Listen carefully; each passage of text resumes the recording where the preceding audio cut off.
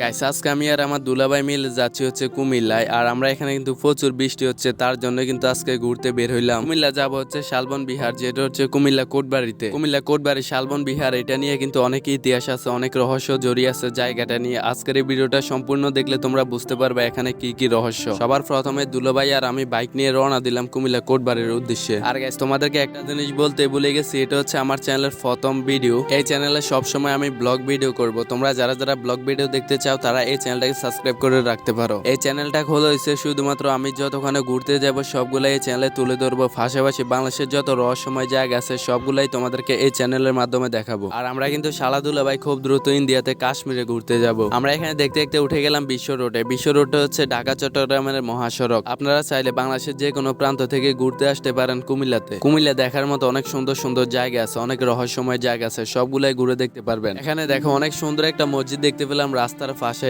একই রকম একটা মসজিদ দেখলাম ব্রাহ্মণবাড়ি কসবা থানার পাশে দেখলাম। আজ দেখলাম আমাদের এখানে। একদিন এই মসজিদে এসে জুম্মার নামাজ আদায় করবো ইনশাল্লাহ। মাশাল্লাহ, আমার দেখা সবচেয়ে সুন্দর মসজিদ হলো এটা। আমরা এখন বর্তমানে আছি কুমিল্লা বিশ্ব রোড। দেখতে দেখতে আমরা এখানে চলে আসলাম কুমিল্লা কোটবাড়ি বিশ্ব রোড। এখানে সর্বপ্রথম কুমিল্লা ছাত্র আন্দোলনের মিছিল বের হয়। ছাত্র আন্দোলন যখন বিশ্ব রোডের ভিতরে উঠে যায় তখন বাংলাদেশের সকল যাতায়াতের গাড়ি বন্ধ হয়ে যায়। আমরা এখন নেমে গেলাম ঢাকা চট্টগ্রামের মহাসড়ক থেকে। এখন আমরা ঢুকে যাব কোটবাড়ি বিশ্ব রোডের দিকে। কোটবাড়ি বিশ্ব রোডের মাথা থেকে যদি তোমরা সিএনজিতে উঠে শালবন বিহারে যেতে চাও তাহলে এখান থেকে 20 থেকে 30 টাকার ভাড়া। আমরা এখানে নেমে গেলাম শালবন বিহারের মেইন গেটের সামনে। এখানে মনে হয় জন প্রতি টিকিট 20 থেকে 30 টাকা। দুজনের জন্য দুইটা টিকিট নিয়ে নিলাম আর আমরা এখানে ভিতরে ঢুকে যাচ্ছি। পাশাপাশি আমাদের যে বাইক আছে ওইটা কিন্তু বাইরে আছে। বাইরে বাইক রাখার জন্য কিন্তু 25 টাকা করে দিতে হয়। এখানে আমি এই পর্যন্ত দুইবার আসলাম। প্রথমবার আসলাম হচ্ছে ঈদের দিন, রমজানের ঈদের দিন। এত পরিমাণে মানুষ ছিল, প্রচুর মানুষ ছিল। আর এখন তো আজকে বৃষ্টির দিন, যার কারণে আজকে তেমন মানুষও নাই। যা ছিল সবাই বেরিয়ে গেছে। আর আকাশের অবস্থা দেখো একদমই খারাপ। আজকে কিন্তু পুরাই বৃষ্টি। বৃষ্টির ভিতরে ঘুরার মজাই কিন্তু আলাদা। আর এখানে সর্বপ্রথম তোমরা যদি গেট দিয়ে দেখো তাহলে তোমরা এখানে দেখতে পারবা গাছ দিয়ে অনেক সুন্দর করে বানানো স্বাগতম শালবন বিহার। শালবন বিহার দেশের অন্যতম পুরাতন একটি জায়গা। এই জায়গাটি অনেক পুরাতন হওয়াতে এখানে অনেক পর্যটক আসে এখানে ঘোরার জন্য। বিহারটির পাশে শাল ও গজারের গণবন ছিল বলে এই জায়গার নাম দেওয়া হয়েছে শালবন বিহার। এই শালবন বিহারটি 1300 সালের শেষের দিকে 1400 সালের প্রথম দিকে দেব বংশের চতুর্থ রাজা শ্রী ভবদেব এই শালবন বিহারটি নির্মাণ করেন। প্রায় 600 বছর পুরানো এই বিহারটি। ধারণা করা হয় এই বিহারটি বৌদ্ধদের একটি শিক্ষার স্থান ছিল।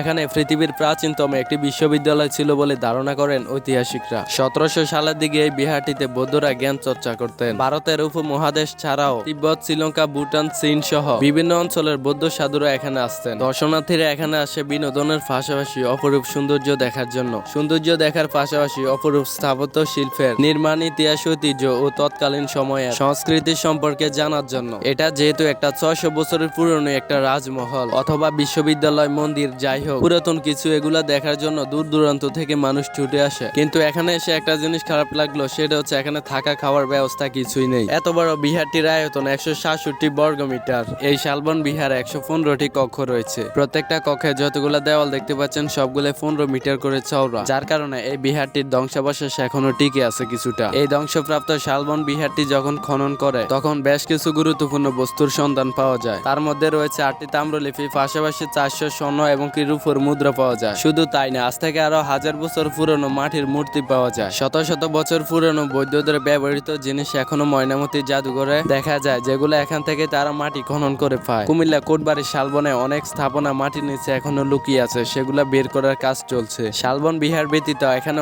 অনেক জায়গা আছে যেগুলো আরো শত শত বছর আগে মাটির নিচে তলিয়ে গেছে। যত দিন যাবে ততই আরো রহস্যজনক কিছু দেখা যাবে। শালবন বিহারে যারা পর্যটক আসে তারা থেকে যে টিকিট আনে, এখান থেকে আয় হয় প্রতি বছরে 60 থেকে 70 লক্ষ টাকা। আমার প্রশ্ন হচ্ছে, এখানে প্রতি বছর যদি 50 লক্ষ টাকাও আয় করে তাহলে 50 লক্ষ টাকা কই চলে যায়? এখানে কোন রকম সিসি ক্যামেরা অথবা কোন রকম লাইটের ব্যবস্থা নাই। যারা এখানে এগুলা দায়িত্বে আসেন তাদেরকে দৃষ্টি আকর্ষণ করে বলি, অবশ্যই এখানে সিসি ক্যামেরা আর লাইটের ব্যবস্থা করবেন। কারণ এখানে যদি কোনো ছেলে আর মেয়ে আসে তাহলে কিন্তু সে মেয়ে আর ছেলেগুলো এখানে সেভ না। যতটুকু আমার চোখে পড়লো ভালো আর খারাপ সেগুলাই আমি আজকে তোমাদের সামনে তুলে ধরলাম। এখানে সিসি ক্যামেরার কথা বলার কারণ একটাই যে এই যে তোমরা এখানে দেখো, এখানে দুইটা ফাঁকি এখানে গাপটি মেরে বসে আছে। কিন্তু একটা সময় একে অন্য সাথে আসলে, এখন কিন্তু আলাদা আলাদা হয়ে গেছে। আর আমরা এখানে বৃষ্টির ভিতরে আছি। আর আমরা যতক্ষণ এখানে আছি ততক্ষণ এখানে কারো কিন্তু স্বাধীনতা নাই। এক কথায় বলতে গেলে আমি যদি কোনো ফুল বাগানে ঢুকি, ওই ফুল বাগানে মৌমাছি মধু খাওয়ার মতো ক্ষমতা নাই। আমি যেহেতু এখানে একবার ঢুকে গেছি আর তারা আমার সামনে পড়ে গেছে, যতক্ষণ পর্যন্ত ওরা গেটের বাইরে না হয়েছে ততক্ষণ পর্যন্ত আমি এখানেই ছিলাম। আমি বলবো কি, যারা এই শালবন বিহারের কর্মকর্তা আছেন তারা অবশ্যই এখানে সিসি ক্যামেরা লাগাবেন। এখানে দূর দূরান্ত থেকে পর্যটক আছে এখানে যে কোনো একটা ঘটনা ঘটে গেলে কিন্তু এটা দায়ভার নিতে হবে শালবন বিহারে যারা কর্মকর্তা আছে তাদেরকে। আজকের এই বৃষ্টির দিনে দুইটা খারাপ জিনিস আমার চোখে পড়ে গেল, তার জন্য আমি এতগুলা কথা বললাম।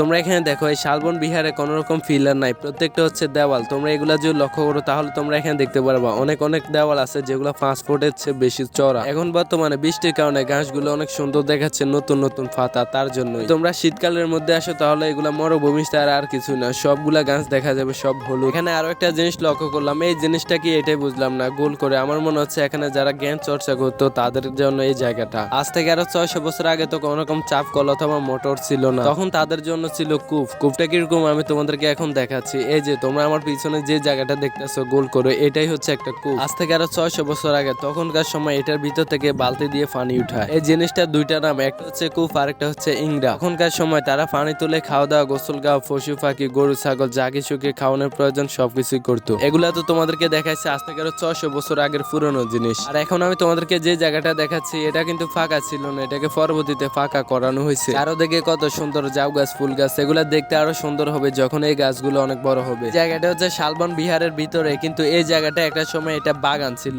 যার কারণে এখনো এই জায়গাটা ফুল বাগান হয়ে আছে। আজ থেকে আরো 6 থেকে 700 বছর আগের অনেক গাছ ছিল, সেগুলো মারা গেছে, তার জন্য নতুন নতুন গাছ লাগানো হয়েছে। তোমরা হয়তো অনেকে মুরব্বীদের মুখে শুনছো যে কুমিল্লাটা একটা সময় তীরফাদের অঞ্চল ছিল, বর্তমানে তারা এখন আর নাই। আজ থেকে আরো 500 বছর আগে তারা এই অঞ্চল ছেড়ে অন্য অঞ্চলে চলে যায়, রেখে চলে যায় এই অঞ্চলে মাটির নিচে কোটি কোটি টাকার গুপ্তধন। আমরা যে জায়গা দিয়ে এখন হাঁটি এই জায়গার নিচে হয়তো কোটি কোটি টাকার গুপ্তধন লুকিয়ে আছে। আপনারা এটা জানলে অবাক হবেন যে আজ থেকে আরো 5 থেকে 600 বছর আগে যখন রাজা রাজত্ব ছিল তখন কুমিল্লাতে সবচেয়ে বেশি রাজা ছিল। আজ থেকে আরো 500 বছর আগে যখন রাজারা এই অঞ্চল থেকে চলে যাবে তখন তাদের যত ধন সম্পদ ছিল সবগুলাই মাটির নিচে লুকিয়ে রাখে। পরবর্তীতে তারা এই অঞ্চলে আসার কথা থাকলেও তারা পরবর্তীতে আর কখনো এই অঞ্চলে আসে না, যার কারণে তাদের কোটি কোটি টাকা ধন সম্পদ, স্বর্ণ গয়না যত কিছু আছে সবগুলাই মাটির নিচে লুকিয়ে আছে। তখন এই অঞ্চলের নাম ছিল ত্রিপুরা অঞ্চল। আজ থেকে আরো 64 বছর আগে কুমিল্লা জেলা নামে একটা নামকরণ করা হয়, তারপর থেকে এখনো কুমিল্লাটা একটা জেলা হয়ে আছে। যাই হোক গাইস, তোমরা যদি কুমিল্লার ইতিহাস সম্পর্কে জানো তাহলে তোমাদের মাথায় নষ্ট হয়ে যাবে। কারণটা হচ্ছে বাংলাদেশের সবচেয়ে ধনী জেলা একটা সময় থাকবে কুমিল্লা।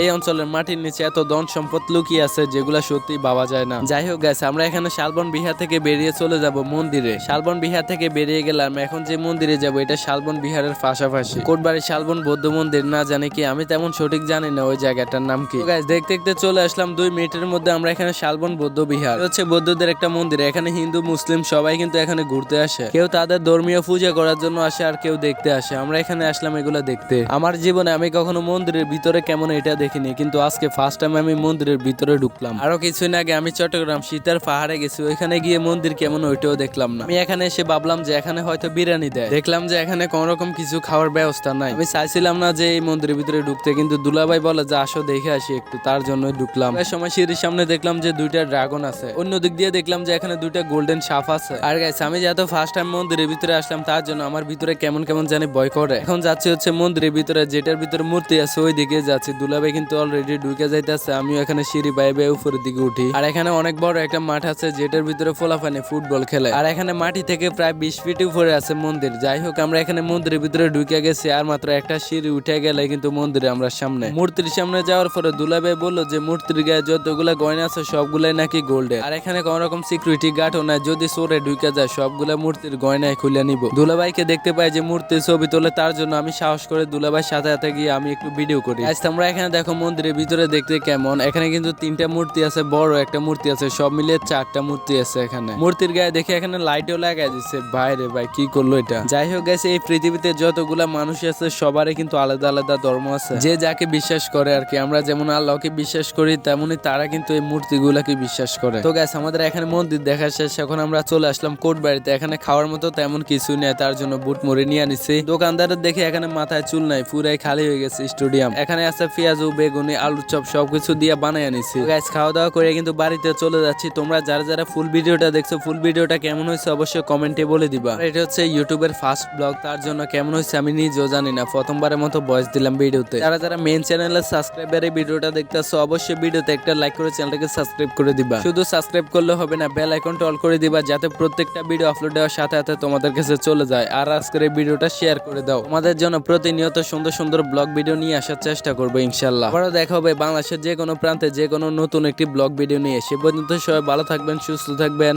আল্লাহ হাফেজ।